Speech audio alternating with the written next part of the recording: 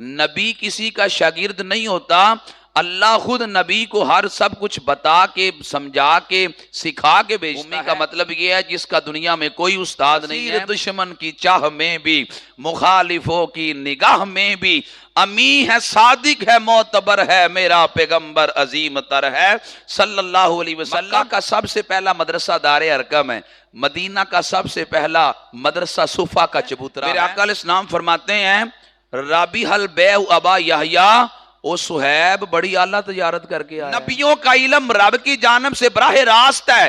اب یہ جو علم دیا تھا یہ بھی تو رب نے دیا تھا نا، کہ حضرت صہیب رومی نے بتائی کوئی بات نہیں ہے، میرے آقا علیہ السلام کو خود پتا میرا غلام کیا کر کے آ رہا ہے اور کتنی اعلیٰ اس نے تجارت کی ہے۔ اللہ فرماتا ہے ہم جسے چاہتے ہیں ہم درجوں میں بلند کرتے ہیں۔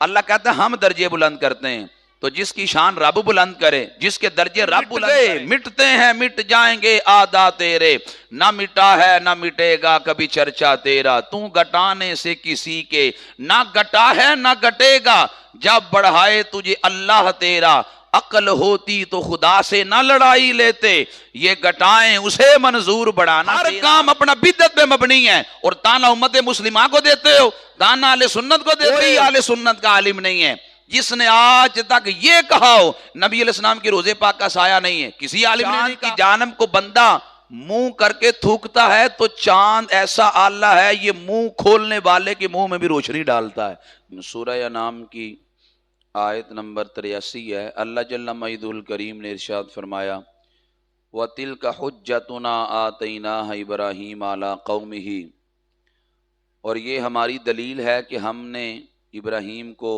اس کی قوم پر عطا فرمائی، نرفع درجات من نشاء، ہم جسے چاہیں درجوں میں بلند کریں، ان ربک حکیم علیم، بے شک آپ کا رب حکمت والا بھی ہے اور علم والا بھی ہے۔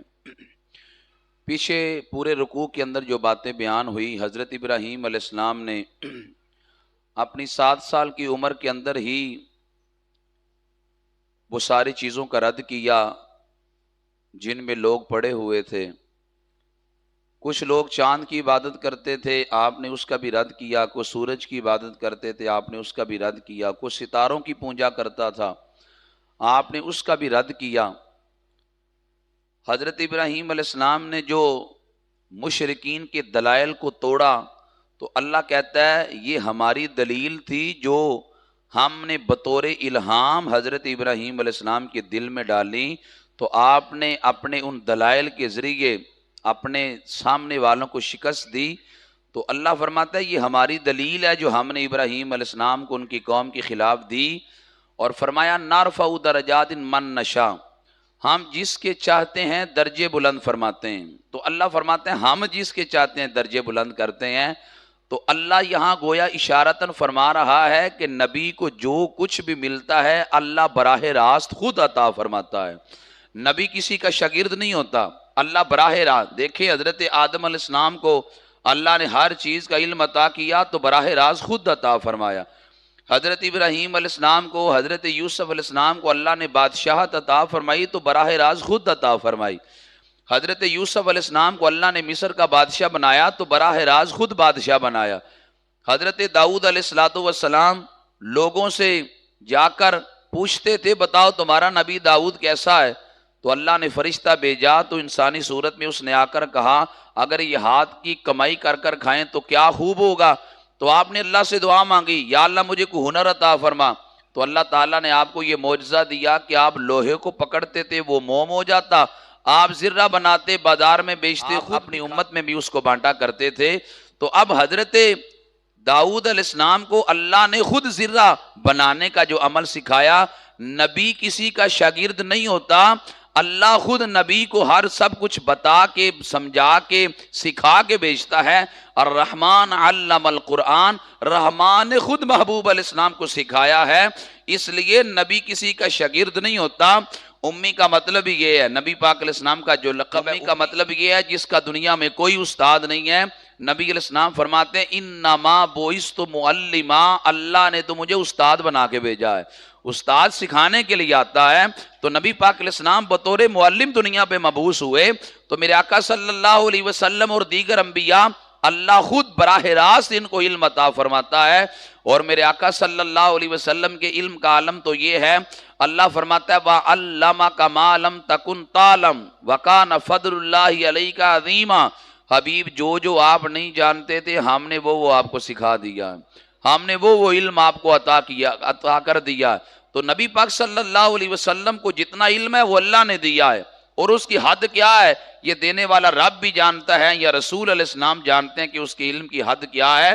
ہم تو اس کی حد ہی نہیں جانتے، اللہ نے اتنا علم عطا کیا ہے.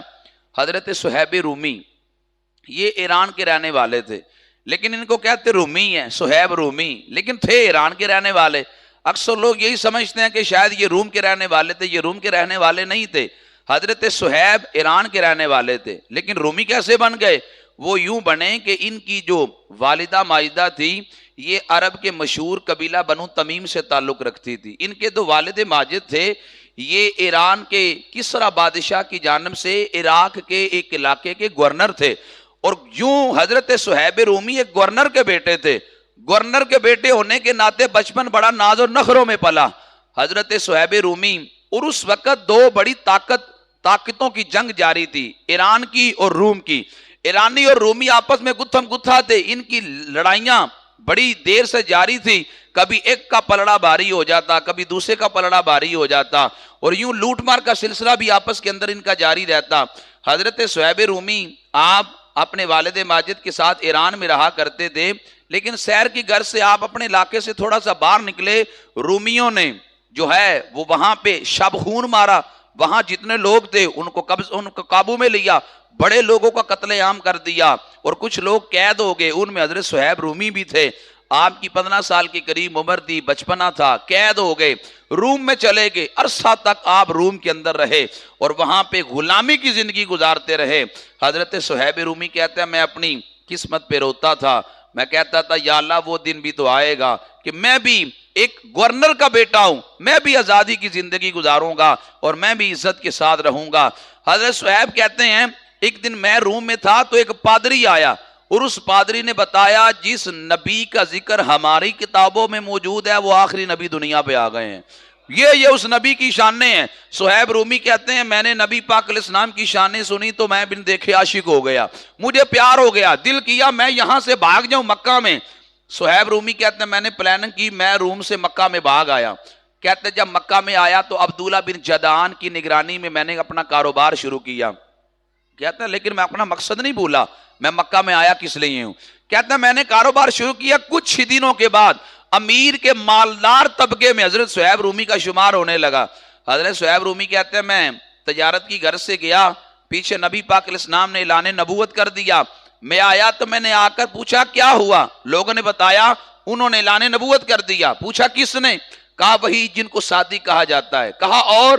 کہا وہی جن کو امین کہا جاتا ہے. اسیر دشمن کی چاہ میں بھی، مخالفوں کی نگاہ میں بھی، امین ہے، صادق ہے، معتبر ہے، میرا پیغمبر عظیم تر ہے صلی اللہ علیہ وسلم.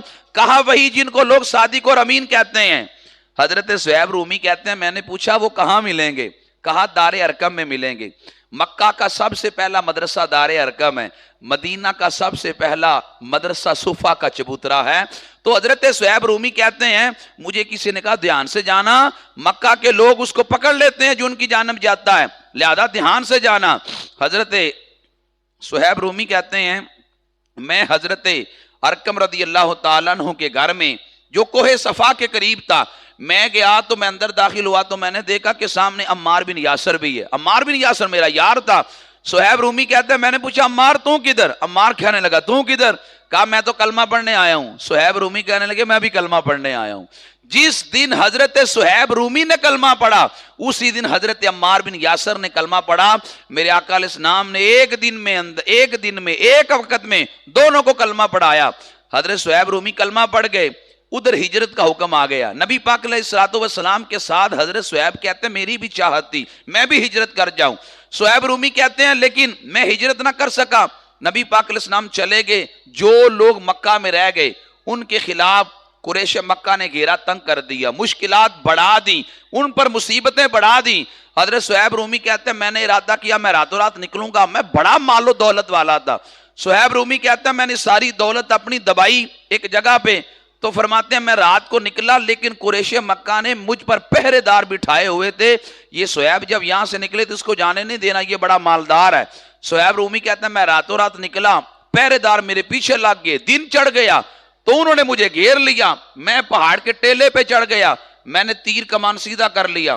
صہیب رومی فرمانے لگے او دشمنوں تم مجھ تک نہیں پہنچ سکتے جب تک میرے ہاتھ میں تیر کمان ہے، میں ایک ایک کے ذریعے تم کو ماروں گا، تم میرے نشانے پہ ہو، اور اگر یہ تیر ختم ہوتے تلوار کے ذریعے تم سے لڑوں گا اور لڑتے لڑتے شہید ہو جاؤں گا، مجھ تک جلدی تم پہنچ نہیں پاؤ گے۔